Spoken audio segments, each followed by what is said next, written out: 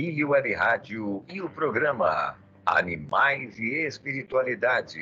Apresentação, doutora Ivênia Prada. Bom dia, doutora Ivênia. Bom dia, Luiz, como vai? Tudo bem? Só está em Jaboticabal? Eu estou ainda em Jaboticabal. Eu estou indo para Campinas na quarta-feira, dia 9. Depois, no dia 10, eu vou para São Paulo, que na sequência eu tenho outros compromissos lá, né? E a natação, doutora Ivênia? Cadê as medalhas? Olha, eu tenho uma competição. Você lembra que naquele campeonato estadual, que o governo que criou aquele programa chama-se JOMI, Jogos da Melhor Idade, e o governo dividiu o estado em 8 regiões, né? Eu nado pela 4ª região a convite de um amigo, pela cidade de Águas da Prata. Eu ganhei a regional, estou classificada para a final, que vai ser agora nos dias, começo de setembro, primeira semana de setembro. Não tenho ainda a data de quando vai ser as 2 provas de natação que eu vou nadar. Mas eu estou preocupada, né? Porque eu não tenho passado muito bem, eu tenho sinusite, estou com um pouco de labirintite. Mas vamos lá, se até lá eu estiver bem, eu vou nadar, sim, seja o que Deus quiser, né? Doutora Ivênia, só não acha que esse tite atrapalha? Claro que atrapalha muito, né? Não é só o técnico da seleção, né? Que era Tite. É o Tite, Mas essas ites, né? É ites, quer dizer. Então, ainda se tiver, como eu estou agora com rinite, faringite e tal, atrapalha bem, mas a labirintite não dá, né, Luiz? Porque você imagina, eu vou virar a cabeça para respirar, a piscina vai virar de ponta cabeça, né? Então, a labirintite é muito chata, mas eu vou falar hoje com o meu homeopata, ele vai me ajudar com certeza. Doutora Ivênia, se a senhora começar, né? A gente vai estar aí. Né, a gente ficou chateada a semana passada por uma grande amiga da senhora, né? Que eu até liguei para a senhora. Nossa, Terezinha Sardano. Olha, os meus respeitos a Terezinha, a minha admiração, a minha gratidão por ter convivido com essa mulher extraordinária, que fez dentro da divulgação da doutrina espírita, da caridade cristã, um exemplo de vida, né, Luiz? Nossa, e a Nossa, creche um exemplo, meu Deus, mas que coisa! Ainda nos últimos tempos, o último aniversário dela, ela me mandou, como ela mandava para as outras pessoas, né? Um vídeo dizendo assim: olha, pessoal, é meu aniversário. Eu gostaria de ganhar um presente. E que presente ela pedia? Leitinho para os bebezinhos, manta para não sei o que lá, fralda descartável. Era assim, né? Então, a vida da Terezinha foi uma vida de exemplo de caridade cristã, sempre, né? Ele, o Miguel. Fizeram uma homenagem agora para ela, né? É. Inclusive, hoje eu vi a homenagem também, que desde o comecinho da instituição Amélia Rodrigues, desde o alicerce ali, que ela estava lá, e com o Divaldo ajudando, também, o pessoal, todo mundo ajudando aí. Mas ela deixou um legado, né? Luiz, eu fico pensando assim, né? Dentro da concepção espírita, a gente sabe que o espírito sobrevive à morte do corpo e leva uma bagagem. Agora, o que leva? Né? Não leva nada de natureza física. E eu passei uma experiência muito difícil quando meu marido desencarnou, e foi um infarto fulminante. De repente, ele estava bem, a gente estava assistindo um filme, né? Um filminho em casa, e ele, de repente, teve uma síncope e desencarnou imediatamente. Então, é assim, você, de repente, quando chegou a ambulância e fizeram todos os procedimentos, e depois de meia hora o médico disse: olha, nós fizemos tudo o que era possível, mas ele não reagiu. Então, quando você ouve essa notícia, né, você fala: meu Deus. E eu pensava assim: Jesus, eu sei que isso, olha a minha ingenuidade. Eu dizia assim: meu Deus, eu sei que isso um dia vai acontecer, mas por favor, não agora.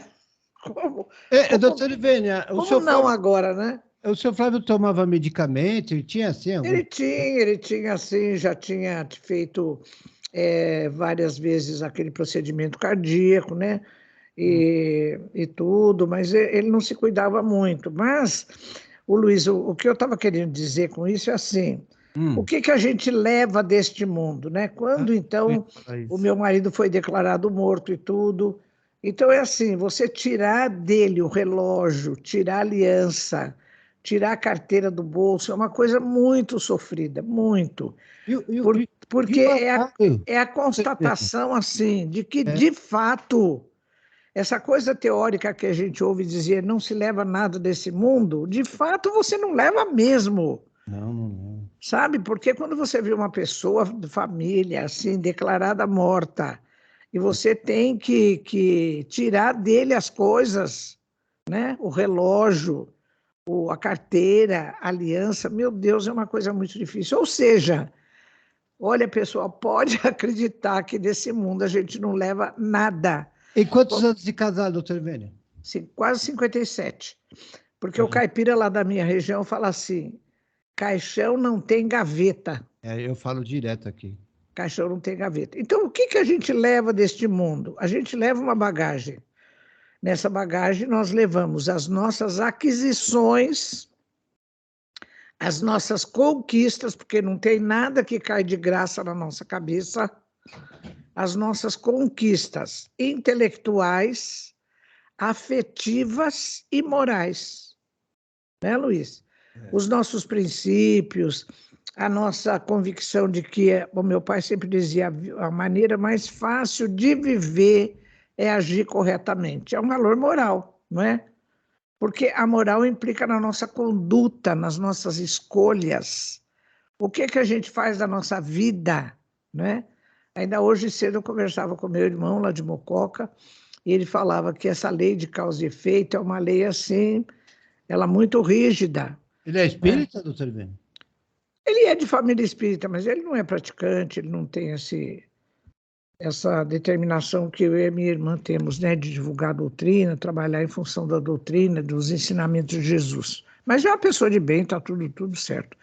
Então é assim, eu disse, não, a lei de causa e efeito é uma lei muito justa, porque assim, no fundo, não é, meus amigos aí que estão me vendo, me ouvindo, no fundo nós sabemos o que é certo e o que é errado. E quando a gente faz alguma coisa fora desse padrão, fora da lei de Deus, então não é Deus que vai nos punir, não, é a nossa consciência. Porque quando Kardec pergunta aos espíritos, ali pela questão 621, se não me engano, onde está escrita a lei de Deus? Então você fica pensando, né? Será que a lei de Deus está escrita naqueles antigos papiros do Egito? Ou está escrita lá na antiga Grécia? Ou está escrita onde? Os espíritos respondem, a lei de Deus está escrita na nossa consciência. Olha, Luiz, que coisa difícil, hein? Porque no fundo, a gente sabe o que é certo e o que é errado. E o que é certo e o que é errado? É certo fazer o bem e para o bem de todos. Está escrito, né, no Livro dos Espíritos, questão 629. Então é assim, então levamos deste mundo as nossas conquistas intelectuais, o que a gente estuda, o que a gente conhece, as nossas conquistas afetivas, o que a gente gosta do outro, o que o outro gosta da gente, e as nossas conquistas morais. A minha irmã, que falecida há pouco mais de um mês, a Regina, e a Terezinha Sardano levaram uma bagagem, Luiz, olha, precisou de muita gente ajudar a carregar as malas, viu? Levaram uma bagagem muito grande, porque o que essas duas criaturas têm de conquista intelectual no conhecimento da doutrina, dos ensinamentos de Jesus, conquistas afetivas, quem é que não gosta da Terezinha Sardano? Quem é que não gosta de lembrar da minha irmã, Regina Célia de Santos Feltran, né? E aquisições morais, exemplo de conduta, exemplo de dedicação ao próximo. Meu Deus! Eu tive com a minha mãe o final de semana, não esse, o outro, e a minha mãe falou assim, eu fui pegar ela no sábado, ela ficou até quarta-feira comigo, né? Sim. E eu falei, ela falou, eu não quero dar trabalho. Eu falei, mãe, dá trabalho. Eu quero que a senhora dê trabalho. entendeu? Porque 92 anos vai no banheiro muitas vezes. Esse é o trabalho que ela está falando, levantar. Precisa acompanhar, né? É, e eu falei, mãe,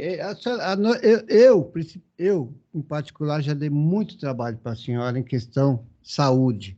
É. Entendeu? Então, hoje, eu tenho que cuidar da senhora, as nossas irmãs têm que cuidar. E a senhora não dá trabalho nenhum. Que trabalho que a senhora dá? Ô, Falei, Luiz, mas eu sei o que a sua mãe está dizendo, porque eu estou na situação dela, né? é, O meu marido faleceu, eu tenho 4 filhas muito afetuosas, graças a Deus, mas assim, eu reconheço que cada uma tem a sua vida, tem a sua família, tem o seu trabalho, não é? Tem as suas responsabilidades, e o quanto eu puder, eu faço por não, como a sua mãe está dizendo, não atrapalhar. dar trabalho, Ah, né? Não dá preocupação e tal. Por exemplo, desde ontem eu estou com labirintite, eu estou assim, então o que que eu faço? Eu vou segurando nas coisas, eu tomo cuidado para não mexer a cabeça bruscamente, né? A minha filha disse, mamãe, espera que eu vou com você, espera. Eu falei, não, espera, tudo bem, eu estou melhor, eu vou. Mas é esse cuidado que a gente tem, né, Luiz? Porque se a gente cuidar da própria saúde e não sobrecarregar a atenção dos filhos para com a gente, é tudo que a gente quer, não é? É claro que quando a gente tem que saber que uma hora você precisa, uma hora você vai depender, não é? Mas a gente tem, eu entendo perfeitamente o que sua mãe está dizendo, sim.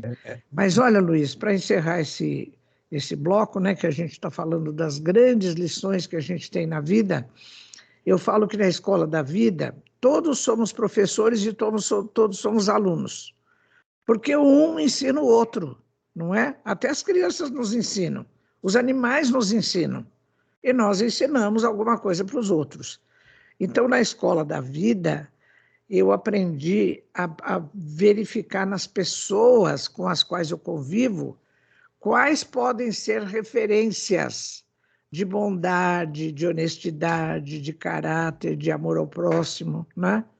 E a Terezinha Sardano foi uma dessas pessoas que eu sempre tomei como referência na minha vida, porque olha o que essa criatura fez nessa encarnação, não foi pouco, né? Então, meu abraço à Terezinha, com todo o meu respeito, a minha admiração e a minha gratidão pelo exemplo de vida que ela nos deixou, né?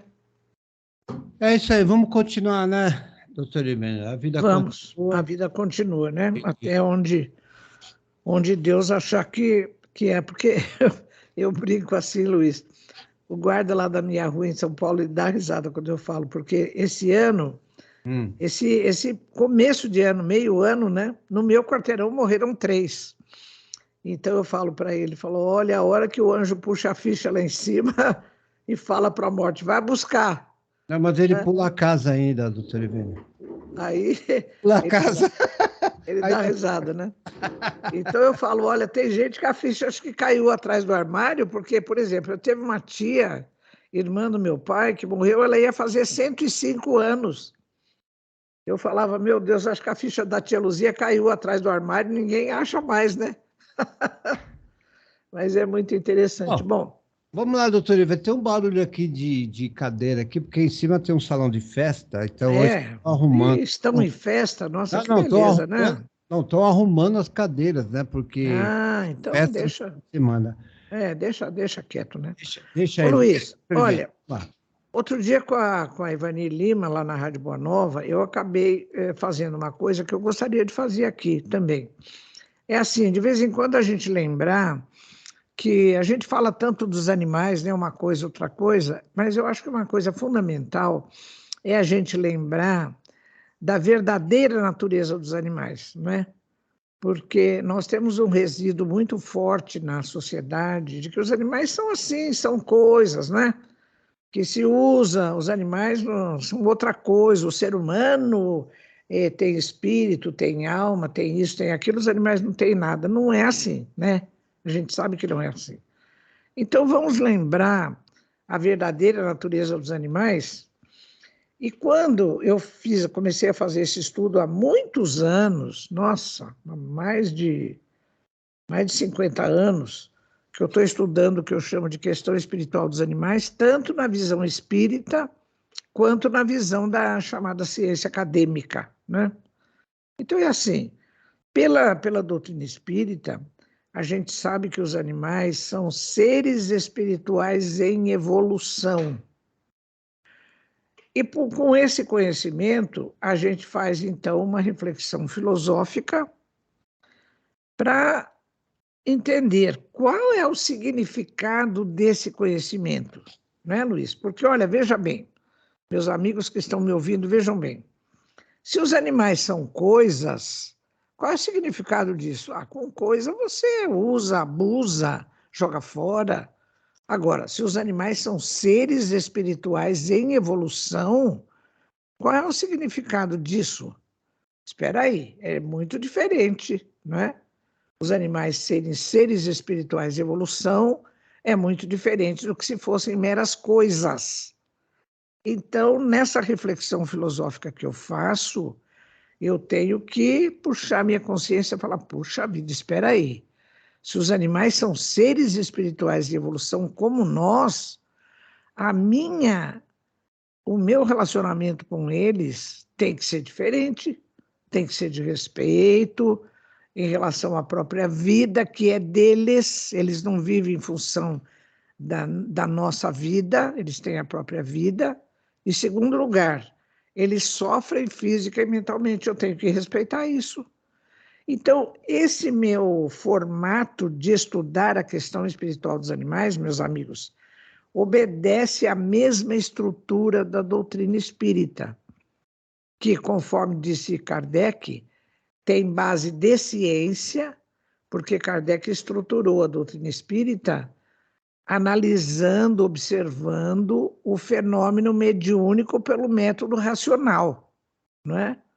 Que, aliás, é o método da ciência, o método chamado racional científico. Então, depois ele fez a reflexão filosófica do significado desse conhecimento. Espera aí, se o ser humano ele é um espírito que sobrevive à morte do corpo e depois ele vai reencarnar, ele continua o aprendizado da vida, isso tem um significado. Então, frente a uma nova encarnação dessa criatura, mesmo que seja uma encarnação difícil, às vezes que ele venha com uma anormalidade, uma dificuldade, uma deficiência, eu tenho que respeitar essa encarnação. Então, automaticamente, eu vou escolher a favor da vida contra o aborto. Então, na doutrina espírita, uma coisa maravilhosa que tem é assim, toda a nossa escolha, todo o nosso exercício do livre-arbítrio, que é da nossa responsabilidade, é consequência do nosso conhecimento. Isso é uma coisa muito bonita, porque na doutrina espírita eu sempre digo assim, olha, nós não somos seguidores de pessoas que hierarquicamente estão lá em cima na doutrina e nós aqui embaixo. Não, a formação do espírito é intimista, ou seja, é própria de cada um. Então, eu não vou, eu vou ser contra o aborto porque uma autoridade religiosa disse que é pecado abortar, ou não pode. Não. Na doutrina espírita, você é responsável pela sua escolha. E a sua escolha, que está relacionada aos aspectos morais, que caracteriza o aspecto religioso da doutrina espírita, como nós dizemos, tem a ver com o nosso nível de conhecimento. Em relação ao estudo dos animais também. Então, eu vou tratar bem os animais, eu vou respeitar a sua vida, eu vou respeitar a sua capacidade de sofrimento físico e mental, porque eu conheço a verdadeira realidade dos animais, que é a de seres espirituais em evolução. Essa é a visão espírita. Agora, e a visão da ciência? A ciência acadêmica demorou muito, muito, muito para chegar ao conhecimento pioneiro que a doutrina espírita nos transmitiu. Porque, por exemplo, pessoal, como é que eu sei, como é que esse conhecimento de que os animais são seres espirituais em evolução? Por exemplo, Quem tiver aí o Livro dos Espíritos, que é o livro básico da doutrina espírita, pode pegar, abrir esse livro dos Espíritos e vai à questão 597. Kardec pergunta lá: se os animais têm uma inteligência, já que os animais têm uma inteligência, vocês repararam que Kardec não está perguntando se os animais são inteligentes, ele está declarando que os animais têm inteligência. Vou repetir, questão 597 do Livro dos Espíritos. Então, continuando a pergunta de Kardec. Bem, se os animais têm uma inteligência que lhes dá uma liberdade de ação, há neles um princípio independente da matéria? Olha, eu fico assim, pensando como Kardec foi astuto ao formular essa pergunta, porque automaticamente ele está respondendo a pergunta. Não só ele está dizendo no começo que os animais são seres inteligentes, e essa edição do Livro dos Espíritos, que contém essa pergunta, é de 1860. Portanto, faz mais de 150, 160 anos que a doutrina espírita está nos dizendo que os animais são seres inteligentes. Sabe quando que a ciência começou a se preocupar em fazer pesquisas para demonstrar que os animais são seres inteligentes? Na década de 1960. Então, a gente pode pôr aí 100 anos de atraso da ciência acadêmica para demonstrar que os animais são seres inteligentes. Hoje a ciência admite. Os animais são inteligentes, os animais têm memória, os animais têm livre-arbítrio, que é um livre-arbítrio, claro, restrito ao cumprimento das suas necessidades físicas. Mas não dava para ter isso antes, doutor Ivênia? Dava, mas interessava para os seres humanos. Chama um bichinho, vem cá, ele vem. Se você faz assim, ele vai embora. Se você espanta, ele some. Ué? Ô Luiz, mas é assim, isso eu já falei aqui para os queridos amigos ouvintes. Nós não, a humanidade, né? Porque, graças a Deus, como diz meu sobrinho, me inclua fora dessa. Né, Luiz? Me inclua fora dessa. É assim, trata os animais de casa, que beleza, eles são da família, esse animal só falta falar, né? Então é assim, tudo para os animais que são meus. E os outros animais? Aqueles que estão sendo criados nas fazendas para abate, vão tomar um tiro na cabeça, né? Para você consumir as suas carnes e derivados. Os animais que são usados em laboratório, as galinhas poedeiras que produzem ovos, os animais usados nos espetáculos de diversão, tourada, vaquejada, rodeio, puxada de cavalo, não é? Como é que ficam os outros animais? Não interessa para o ser humano saber da verdadeira natureza desses animais, porque ele quer continuar explorando os animais. Ele quer continuar consumindo as carnes e produtos derivados, ele quer que não está nem aí se os animais estão sendo usados em pesquisa, do jeito que são usados, ou os animais que são usados em galinha poedeira, que está tudo naquelas gaiolinhas, as porcas que no período reprodutivo não saem daquelas gaiolas. Então, o ser humano ele é alienado. Tem um professor da Unicamp, em Campinas, professor Romano, que ele fala assim, eu achei muito interessante esse comentário dele, diz assim, o ser humano tem uma facilidade muito grande para entrar em vácuos éticos. O que é isso? Ele tem uma visão em relação a um determinado assunto e depois, em relação ao mesmo assunto, mas em outro contexto, ele tem outra opinião. Ele muda, não é? Porque ele interessa. Então, é a chamada interesse utilitarista de usar os animais, né? Então, Luiz, a ciência demorou muito para buscar, para conhecer a verdadeira natureza dos animais, que são sencientes, são inteligentes, têm memória, têm isso, têm aquilo, porque existe uma natural barreira cultural para esse entendimento, né? Doutor Ivênia, o ouvinte está falando aqui, né? A ouvinte está falando aqui. Em questão do zoológico. que a senhora tem a falar em questão desse porção de animal, de irmão, fala irmãozinhos, tudo preso ali, tudo há anos e anos, vê que já está até... eu fui em zoológico em Guarulhos com o leão já estava tão velho, né, Sim. que estava ali Agora, o que a senhora tem a falar isso? Olha, eu tive próximo de zoológico durante vários períodos. Por quê? O zoológico, naquele tempo, agora ele mudou de estrutura do final da década de 90 para cá. Mas até então, década de 70, 80, 90, o zoológico tinha 3 conselhos. O conselho fiscal, que tomava conta das contas, dos gastos e tudo. E esse conselho, assim como os outros conselhos, ele era formado por pessoas de fora, de faculdades, de institutos que trabalhavam com animais. E várias vezes, no contexto da medicina veterinária, eu fui a representante da veterinária em algum conselho.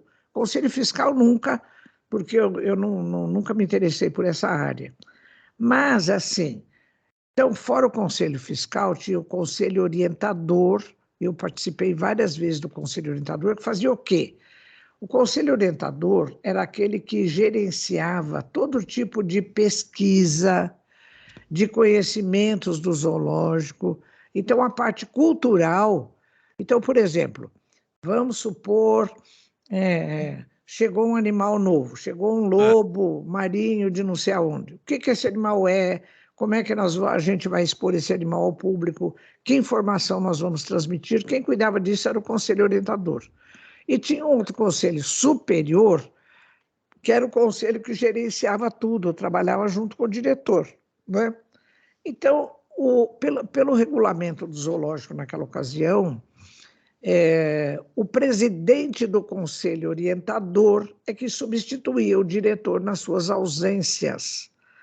E, coincidentemente, algumas vezes eu era presidente do conselho orientador, em algumas vezes em que o professor Saliba, que foi meu professor na faculdade e era o diretor do zoológico, ele se ausentava. Então, várias vezes eu fui diretora substituta lá no zoológico de São Paulo. Culminou que durante o ano de 1998, o professor Saliba se adoentou, ele teve um câncer de rim, foi operado, e depois ele ficou em tratamento, e eu fiquei pelo menos 6 meses, em 1998, como diretora substituta no zoológico. Então, nesses períodos em que eu estive próxima do zoológico, eu quero responder essa nossa ouvinte que formulou a pergunta, né? Eu pude fazer um diagnóstico do zoológico. Então, é assim, o zoológico surgiu no pós-guerra, ou durante a guerra, final da Segunda Guerra Mundial. Por quê? Ele foi um reduto, um lugar onde puseram animais para preservar os animais, preservar a sua vida. Então, assim, animais que eram muito, muito valiosos do ponto de vista econômico, animais que eram exóticos. Então, um lugar que ficou para os animais não morrerem durante a guerra. Bem, esse modelo, né, que foi o modelo primitivo do zoológico, então os animais eram conservados, depois abriram-se os portões para a população começar a visitar. Então, era assim, era uma prateleira, digamos, de animais, ou eram animais muito bonitos ou exóticos e tudo para o pessoal ver. Nesse período, eu vi pela literatura, prezada amiga aí que está me ouvindo, que até pessoas humanas, como era o caso daqueles pigmeus da África, foram trazidos para fazer parte do zoológico. Era uma coisa diferente. Olha que absurdo, né? Bom, então, esse modelo de zoológico foi absolutamente abominável, né? Bom, depois o zoológico mudou um pouco de modelo, e ele passou a ser um lugar que, apesar de ter animais que eram expostos para as pessoas conhecerem, né, Luiz? Por exemplo, você nunca foi na África ver um leão. Não. Mas você vai no zoológico, você vê um leão. Agora, Teve momentos em que eu via assim, o zoológico na minha época, década de 70, 80, 90. Então era assim, olha, coisas abomináveis no zoológico, abomináveis, que precisava parar. Por exemplo, o zoológico de São Paulo tinha um gorila, só um coitado, que viveu lá mais de 30 anos sozinho naquele zoológico. Esse gorila, você imagina um animal da inteligência de um gorila ficar num recinto sozinho mais de 30 anos. Isso é uma perversidade, quer dizer, não pode acontecer isso. Então eu pensava assim, olha, isso aqui está errado. Então, até uma menina, que hoje ela trabalha na proteção animal, a Cristiane, ela foi para os Estados Unidos aprender a fazer enriquecimento do lugar onde o gorila vivia, né, para ele não ficar tão entediado, mas isso quer dizer uma coisa assim que é quase uma falácia, é quase uma enganação, porque o coitado ficar sozinho lá mais de 30 anos é uma coisa absurda, que não se aceita mais. Né? Então, o que eu idealizava como sendo um modelo para isso? Então, alguém vai lá na África, filma, como, por exemplo, eu já vi várias vezes na Netflix, documentários sobre chimpanzés e sobre os outros animais. Faz uma bela sala de cinema, chega o pessoal da escola, você fala, olha, você quer saber o que é gorila, como é que eles vivem? Passa o filme, não é? Então, para as pessoas saberem, porque não dá para ter gorila no zoológico, não tem ambiente para eles, não tem como, não é? Porque eles são grupais. Assim como o ser humano é um ser social, os gorilas, chimpanzés, os macacos também são. Então não dá para ter ambiente no zoológico para esse tipo de animal. Talvez para chimpanzé, talvez para outro macaco menor, talvez seja possível, mas um ambiente que seja assim muito adaptado para chegar o mais próximo possível às condições naturais de vida dessas criaturas. Outra coisa que no zoológico, no meu diagnóstico também não dá para ter, são grandes felinos. Por exemplo, no Zoológico de São Paulo, nessa época de 1998 que eu estive lá, tinha um tigre das neves, que ele era uma cauda enorme, peluda. Esse animal vivia num recinto fechado e ele ficava o dia inteiro andando, andando, andando. O que é isso? Sinal de estresse. Estresse, ia falar né? isso. Sinal de estresse. Então, não, esses animais, os chamados grandes felinos, então, os tigres, leões, onça pintada, eles fazem parte de um grupo em que eles andam muito para achar a sua presa. Fizeram pesquisas aqui no Brasil, no Parque Ecológico do Tietê, colocando rádio colar nas onças pintadas, onça pintada brasileira. Então, um macho de onça pintada brasileiro, ele anda até 50 quilômetros quadrados, 100 quilômetros quadrados, procurando alimento e procurando acasalamento. Como é que você pode, num zoológico, ter um recinto apropriado para um grande felino, né, Luiz? Não tem como. Não tem como. O que dá para o que a amiga ouvinte e o mundo aí, vai, as pessoas, o que pode fazer é não ir mais no zoológico, você já está contribuindo a, né, se agora, você não indo... Luiz, é assim, olha, o zoológico também não tem tudo de ruim, tem umas coisas boas. Ainda está num modelo em que tem essas coisas que, na minha visão, tem que mudar. Mudar para quê? Por exemplo, na minha época, o zoológico ele era ligado à Secretaria de Turismo. Está errado isso também, sabe? Ele tem que ficar ligado a uma Secretaria de Cultura, porque o zoológico ele tem um papel importante, por exemplo, na preservação de algumas espécies. Por exemplo, na época em que eu frequentava o zoológico, tinha um projeto de preservação da ararinha azul, que é uma ararinha brasileira que tinha muito poucos elementos na natureza. Então, assim, o zoológico tinha lugar para fazer para chocar os ovos em incubadeira, várias espécies de arpia, de outras aves. Então, se fazia isso lá, os filhotinhos nasciam lá na incubadeira. Então, várias espécies animais que estavam em perigo de extinção, elas podem ser preservadas através do trabalho cultural e científico do zoológico. É um trabalho muito importante. Outra coisa, assim, a própria vivência no zoológico de animais, mas assim, não você estando... então, por exemplo, na minha época, o secretário de turismo, ele queria colocar trilhos em cima dos recintos para fazer visitação à noite. Eu fui totalmente contra, eu falei, meu Deus, os animais têm que dormir, tem que ter sossego. Como é que você vai ao zoológico 8 horas, 9 horas da noite, iluminar o recinto do zoológico para você ver os animais? Porque você não tem tempo durante o dia. Era né? câmera, doutor? Não era câmera, era uma espécie de coisa, de trilhos assim, que as pessoas passavam em cima para ver. Né? Isso não foi feito, graças a Deus. Outra coisa, aquele zoológico de São Paulo tem um lago que é muito bonito, tem aves que fazem toda a migração anual lá no zoológico. Tem criação de cisne, tem criação de pato, tem várias criações lá que são muito importantes. Então o secretário queria pôr pedalinho no lago. Falei, não dá para pôr pedalinho no lago, está criando cisne, está criando outras espécies, né? Então é assim, dá para ter répteis, dá para ter várias espécies animais e que é possível no zoológico você fazer recintos que sejam bem próximos daqueles da vivência natural das diferentes espécies, né? Então, eu acho, minha amiga, que se houver uma reformulação do papel do zoológico, dos recintos, e ter espécies só que é possível ter em zoológico, não é o caso de ter gorila sozinho, não é o caso de ter grandes felinos, aí tudo bem, né?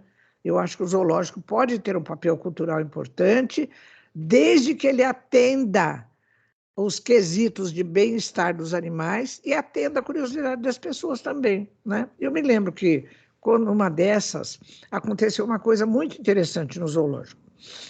Uma mãe ligou para lá e pediu, disse assim, olha, eu tenho um filho que ele é cego de nascença. E os outros meninos, amigos dele, vão no zoológico e veem os animais. Vocês não têm um jeito do meu filho, que é deficiente visual, ir ao zoológico e conhecer os animais? Então, um biólogo lá do setor, Mário, que era muito habilidoso, o que o Mário fez? Ele preparou uma porção de coisas, assim, então, filhotinhos de mamíferos, tartarugas, uma porção de animais que era possível o menino pegar os animais, sentir os animais, né? Então, ele preparou uma coisa que foi fantástica. Nossa, nós ficamos muito emocionados com esse evento, né, do zoológico poder permitir a uma criança deficiente visual ter contato com animais através da sensação tátil, né? E ouvir também o canto dos pássaros, ouvir o fonema dos diferentes animais, né? Então, o zoológico tem sim um papel, mas ele está, no modelo atual, ele está longe de ser um modelo em que a gente diga, nossa, que bom que tem um zoológico que é assim, né? Tem muita coisa ainda que, na minha leitura, precisa ser mudada, né, Luiz? Bom, continuando aqui com o nosso assunto, né? Eu estava dizendo que na questão 597, Kardec perguntou, se os animais têm uma inteligência, há neles um princípio independente da matéria? A que princípio Kardec estava se referindo? Porque só existem 2 elementos no universo. Isso está no Livro dos Espíritos, na questão 27, que diz assim, só existem 2 elementos no universo, além do Criador. Então, existe Deus que criou, o Espírito e a matéria. A matéria está ligada ao princípio material e o espírito está ligado ao princípio espiritual ou inteligente. Então, se Kardec pergunta, ora, a inteligência dos animais está ligada a um outro princípio independente da matéria, a gente que estudou a doutrina espírita sabe, ele está se referindo a outro princípio, que é o inteligente ou espiritual. E os espíritos respondem sim, Os animais têm um princípio inteligente ou espiritual que sobrevive à morte do corpo físico. Olha que coisa bonita, né? Em outra questão, que é a 24 do Livro dos Espíritos, os espíritos ainda ensinam a Kardec, ele colocou isso no livro, que inteligência é atributo do espírito e não da matéria. Olha que coisa bonita, hein? Ô Luiz, por exemplo, nós estamos falando da nossa amiga aí, Terezinha Sardano, que faleceu, né? Aham. Então, você acha que tudo que ela conquistou nesse mundo, a inteligência dela, a boa vontade dela, as conquistas afetivas, intelectuais, morais, iam morrer com o corpo? Você achava que isso era justo? Não é, né? Isso tem que persistir. Persiste aonde? No espírito. Com os animais é a mesma coisa, né? Com os animais é exatamente a mesma coisa. Os animais também têm conquistas intelectuais que são do conhecimento. Por exemplo, o animal que aprende a sobreviver, aprende a se alimentar, aprende a se reproduzir, aprende a discernir o que é um estímulo bom, o que é um estímulo aversivo, que é prejudicial. Esse conhecimento dele, ele adquire e fica com o espírito dele quando o corpo morre, não é? Porque não tem essa diferença fundamental que querem que tenha entre seres humanos e animais. Até porque o ser humano é um animal também, né? Ô, doutor Oliveira, só vê a É. matéria de congelamento das pessoas? Não, não vi. Como é que foi? É assim, a pessoa paga. Olha, É. o absurdo, eu não sei nem se eu devo falar isso, que é um absurdo, doutor Oliveira. As pessoas pagam, inclusive teve um brasileiro aí que está afim de fazer isso. Paga, aí equivalente a, vamos supor, você vai ficar quanto tempo lá? Você vai morrer, né? A pessoa Depois que morre, congela? ela não quer, ela não aceita ainda, a ida, embora, o corpo, ela não aceita ser enterrado, cremado, enfim, não aceita que Tipicamente é uma pessoa materialista, né, Luiz? que essa roupa, o que eu falei Sei. ontem, que essa roupa, isso aqui é uma roupa que a gente tem, Você aí tira, vai embora, depois pega, veste outra roupa mais nova, né? aí o cidadão vai lá e paga É. um absurdo, né? Eu acho que assim, se você pagar 2 milhões, você fica 10 anos. Se você pagar 3 milhões, você fica... Aí vai Sei. lá, né, a pessoa morreu, tal, vai lá, já viu tudo lá, só tá o corpo. Aí faz os procedimentos lá, né? E aí vai para congelar de cabeça para baixo. Sei. Cabeça para baixo. Aí fica lá, doutor Vênia. Fica lá. Então, Luiz, na visão espírita, se o corpo já morreu e o espírito se desligou, porque tinha um amigo de uma das minhas filhas que falava assim, ele não era espírita, ele dizia assim, por que vocês espíritas, em vez de falar morte, fala Encarnou. desencarne? Desencarne, quer dizer. Aí eu falei, filha, explica para ele que morrer é uma coisa, desencarnar é outra. Porque assim, o que é morreu? É morte do corpo físico, porque o espírito não morre, não é? Então chega um médico e ele vai pesquisar as 3 funções vitais para dar o atestado de óbito, né? Então é assim, a função respiratória, está respirando? Não. A outra é a função cardíaca. O coração está batendo? Não. A outra é a função nervosa. Ele faz pesquisa dos reflexos, reflexo da pupila, vários reflexos. Não está respondendo. Então é assim, a parada das 3 funções vitais, vou repetir, a respiratória, cardíaca e nervosa, então o indivíduo está morto, tá certo? Então o médico atesta o óbito. O médico veterinário também. O animal, será que esse animal morreu? Ele vai também testar a função respiratória, cardíaca, nervosa, está morto. Isso morreu o corpo. Agora, desencarnar, na visão espírita, significa quando o momento em que o espírito se desliga do corpo físico.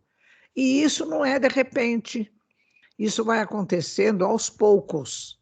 Às vezes, até nas doenças prolongadas, Pode ser, no Livro dos Espíritos, isso está bem explicado.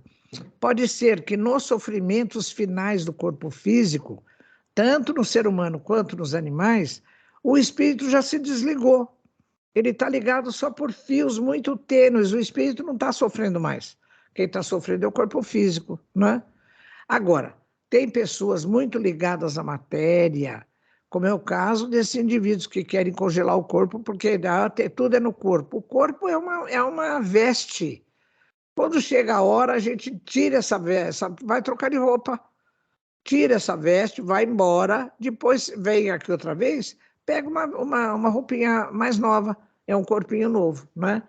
Então, o desencarnar na doutrina espírita significa desligar-se do corpo físico.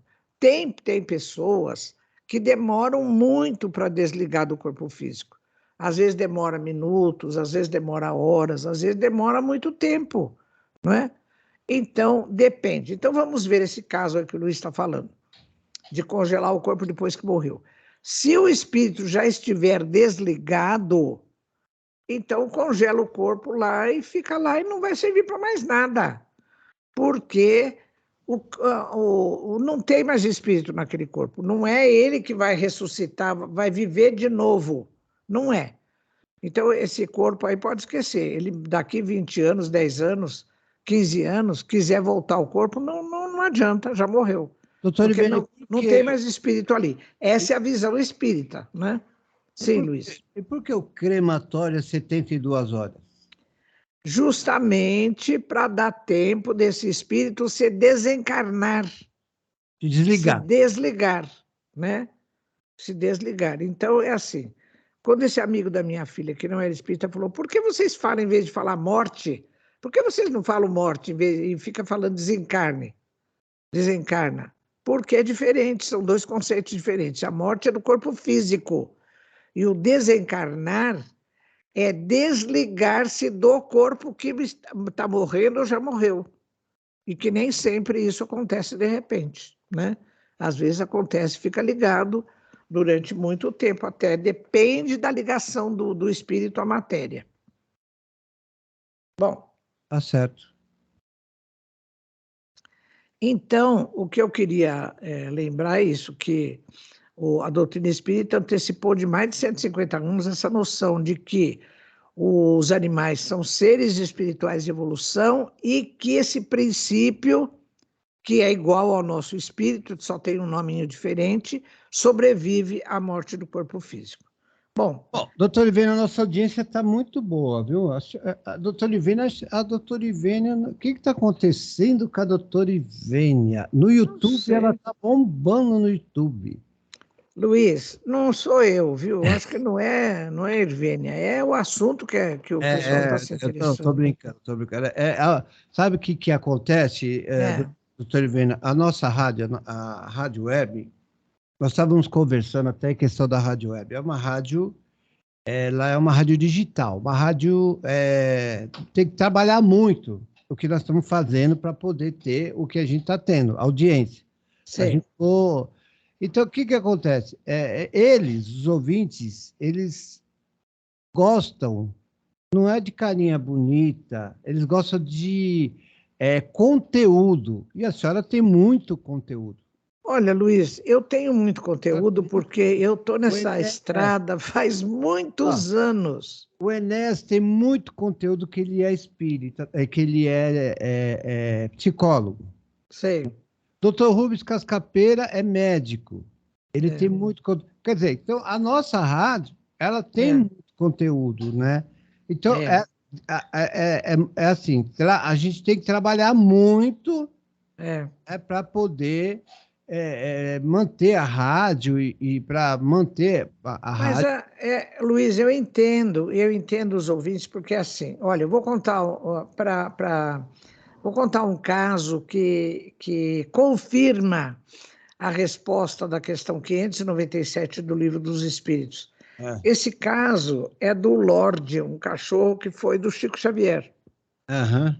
E esse caso está relatado, para quem quiser acompanhar o caso, em minúcias. Vocês podem, no meu livro eu conto, no livro A Questão Espiritual dos Animais. Mas ele está relatado em minúcias em outro livro, desculpa, que é da nossa companheira Sueli Schubert, que se chama Testemunhos de Chico Xavier. Então, Sim. lá está escrito assim, que o Chico Xavier, ele tinha um cachorro que se chamava Lorde. Aliás, tem várias histórias desse Lorde, né? Bom, então, em carta que Chico escreveu para Vantuil de Freitas, então presidente da Federação Espírita Brasileira, essa carta é da década de 1950. Exatamente, ela está datada de 25 de janeiro de 1951. Naquele tempo, era carta de próprio punho. Luiz, você sabe o que é carta de próprio punho? É carta que escreve, não é na máquina, não é nada. Isso, Escreve exatamente. na mão. Exatamente. Então é assim. Você, naquela época, não tinha computador, né? Então, hoje a gente digita a carta, não é? Sim. Naquele tempo, você podia ou escrever, pegar na caneta e escrever com a sua mão, era chamada carta de próprio punho, porque quando você escreve, mexe bem o punho aqui, né? A mão vai fazendo o movimento, mexe o punho. Ou você podia escrever, datilografar a carta, que era escrever a carta na máquina de datilografia, né?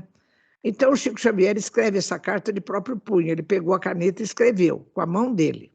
E ele conta assim, que o Lorde foi ficando doente, foi ficando muito idoso e morreu. E na hora dessa morte do Lorde, ele vê o espírito do seu irmão José, que já tinha morrido há alguns anos, vir acolher nos braços a figura espiritual do cachorro. Olha, Luiz, que cena bonita, não?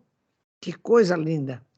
Então, ele ainda continua a carta dizendo assim, que não só essa cena foi maravilhosa de ver o seu irmão José em espírito vir acolher nos braços a figura espiritual do Lorde, como, olha o que ele diz, nos meses que se seguiram, meses e meses, o que aconteceu?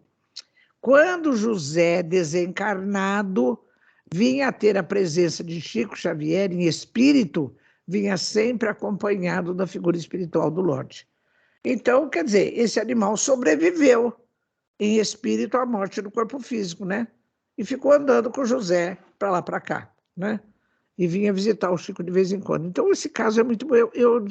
No livro, inclusive, eu relato outros casos semelhantes, né?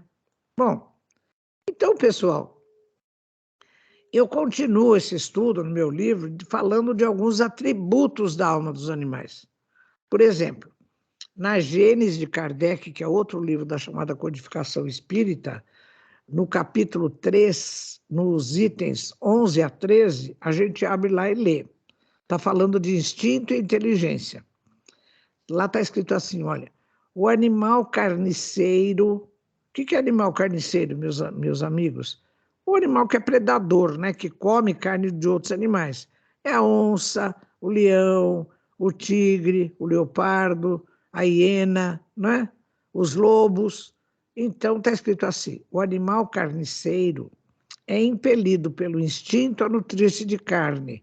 Porém, as precauções que ele toma, sua previsão em relação às circunstâncias do momento são atos de inteligência. Porque assim, vamos supor, a gente sabe que lá na savana africana, aliás, quem caça a presa é a leoa, não é o leão. O leão é o folgado, né? Né, Luiz? Fica só na espera. Fica só lá no trono dele. Então, ela não caça sozinha, geralmente ela caça com 2, 3, 4 outras leoas. Então elas vão uma cerca de lá, outra cerca daqui, aí uma delas corre atrás e pega a presa, né? Agora, para você articular qual é o lugar, que é a posição, que velocidade ela vai ter para correr e tudo, são atos de inteligência. Isso está escrito na Gênese de Kardec, né? Então, isso quebra um conceito que a gente tinha de antigamente, mas que até hoje a gente encontra por aí, é assim, os animais agem só por instinto, como se fosse o combustível de uma máquina, não é? Quem age por inteligência é o ser humano. Não. Hoje em dia a ciência sabe, a chamada etologia, a ciência do comportamento, ela sabe que todo ser vivo age por instinto, mas também por inteligência. E Kardec, no Livro dos Espíritos, questão 73, ele faz uma pergunta muito interessante aos espíritos. Ele fala assim: instinto é independente de inteligência? Olha, meus ouvintes, eu vou repetir a pergunta. Instinto é independente de inteligência? É a ideia que se tem, né, Luiz? Sim. Que instinto é uma coisa e inteligência é outra. Não é. Os espíritos respondem: não. Instinto não é independente de inteligência. Instinto é uma espécie de inteligência. Por quê, meus amigos? A etologia hoje explica assim. No banco de memória de todo indivíduo, seja o ser humano, seja os animais, vamos imaginar assim, metaforicamente, simbolicamente, gavetas, onde você arquiva aquilo que você tem na memória. Onde você coloca as coisas que você já aprendeu, você joga dentro de uma gaveta e põe um rótulo lá, instinto. Mas o que você aprendeu a fazer e hoje faz instintivamente, automaticamente, foi conquistado através da inteligência. Porque o instinto não é assim, vem já pronto. Vem pronto porque você antes já aprendeu. Por exemplo, todos os mamíferos nascem com o instinto de 2 reflexos: o reflexo de sugar e o reflexo de apreensão. Mas não é que isso é o instinto transmitido geneticamente, porque no processo evolutivo espiritual dele lá para trás, ele aprendeu a fazer isso, né? Essa é a visão espírita. Então, instinto não é uma coisa separada de inteligência, é uma espécie de inteligência, né? O instinto também ele tem ele é armazenado com isso. Isso eu já sei fazer, tudo bem, isso já é instintivo. Então, por exemplo, você não sabe andar de bicicleta, aí você aprende a andar de bicicleta. Quando você já sabe bem andar de bicicleta, você sobe na bicicleta e anda automaticamente, instintivamente. Não esquece. Agora, você teve que aprender pela inteligência a andar de bicicleta, não é? Tudo é assim. Na natureza, tudo é assim. Ô, Luiz, eu estou vendo que o tempo está correndo aqui, a gente já está no final. E não esquece mais, hein, doutor Ivênia? E não esquece mais. Dirigir carro também é a mesma coisa, Tudo é assim, tudo que a gente aprende. O instinto. É o instinto. O que todo ser vivo já aprendeu a fazer? Aprendeu a sobreviver, aprendeu a se reproduzir, aprendeu a se alimentar, aprendeu a discernir o que é uma coisa boa do que é uma coisa ruim para ele, fugir de agentes aversivos. Agora, isso é coisa que ele já aprendeu a fazer lá para trás, em outras encarnações, tanto o ser humano quanto os animais. Agora, tem coisas que ele nasce e ele precisa aprender. Por exemplo, os felinos, o pai, a mãe, a comunidade tem que ensinar o filhote a caçar. Senão ele não sabe. Não é coisa instintiva, ele vai aprender, né?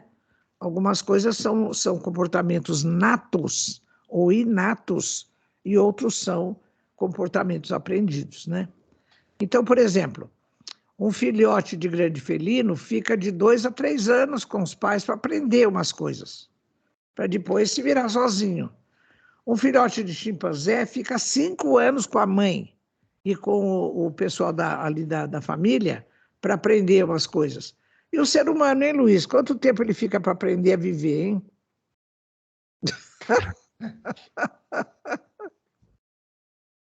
Não sei, meu doutor. Cada vez mais, né? Fica cada vez mais com os pais, com a coisa. O ser humano é o filhote mais dependente que existe. Mãe! Só escuta aí. Mãe. Ontem eu já escutei isso umas 50 vezes. Falou, chama eu também, tô aqui, ó. Né? Eu também tenho a ver com isso, né, Luiz? Eu falar, viu? Não é fácil, não. Olha, meus amigos, nós vamos continuar esse assunto no próximo programa, porque ainda tem muita coisa para falar disso aí, né? Da verdadeira natureza dos animais. Tá E bom? doutor Ivênia vem embora quando? Para São Paulo. Eu vou primeiro para Campinas, né? Na quarta-feira. É mais perto aí, doutor Ivênia? É mais perto, até Campinas tem 3 horas, até São Paulo tem umas 4h30, 5, né? Sem parar, né? Se for direto, se parar para tomar um lanche, aí dá para umas 5h30. E quem vai com a senhora? Vai o meu genro, o Aulos, porque ele vai ficar lá na quarta-feira, porque na quinta-feira ele vai para os Estados Unidos, ele tem uma tarefa lá para cumprir nos Estados Unidos, numa universidade, depois ele volta. Ainda eu tenho uma atividade no dia 20. Eu já mandei para você o cartaz do dia 20, Luiz? É lá na Federação Espírita do Estado de São Paulo. Eu coloquei 2 no Instagram da rádio. Eu acho que é. Eu vou conferir. Mas a senhora me confere aí. Eu confiro. Então, na quarta-feira eu vou estar em Campinas, num centro espírita que se chama Seara Joana de Ângeles, a partir das 8 horas da noite. E no dia 20, das 8h30 da manhã até 12h30, tem um evento presencial do Nuvete, São Paulo, e eu vou convidar mais 2 Nuvetes, que é o Nuvete Santos e o Nuvete Osasco, para a gente fazer um programa presencial, mas que também vai ser transmitido lá da Federação Espírita do Estado de São Paulo, é do Nuvete São Paulo e convidados, viu? Tá Então certo. é isso aí. Manda para mim. Tá bom. Pessoal, então até o próximo. Vamos agradecer o pessoal de Itanhaém, que é a Ângela, São Paulo também, que passou o questionamento. Obrigada, Ângela, pela sua audiência. Obrigada, Eliette, lá da Argentina. Tanta gente, né? Ribamar. Muito obrigado. Ribamar, todo mundo aí. Muito obrigada a todos, viu? Eu sou muito grata. Tem Guarulhos aí. Eu gosto de Guarulhos, Gravou já o programa Boa Nova, não? Gravei já. Gravei ontem, vai ao ar na quarta-feira. Doutor, então tá bom. Obrigado, viu? Até terça-feira. Terça-feira. Até segunda-feira eu vou estar em São Paulo, eu estou lá. Aí nós vamos fazer mais um programa, se Deus quiser. Tá bom, se Deus quiser. Um abração para todos, viu? Boa semana. Saúde e paz, sempre. Saúde e paz. Até mais, viu, gente? Obrigada pela audiência. Tchau, tchau. Você ouviu o programa Animais e Espíritos.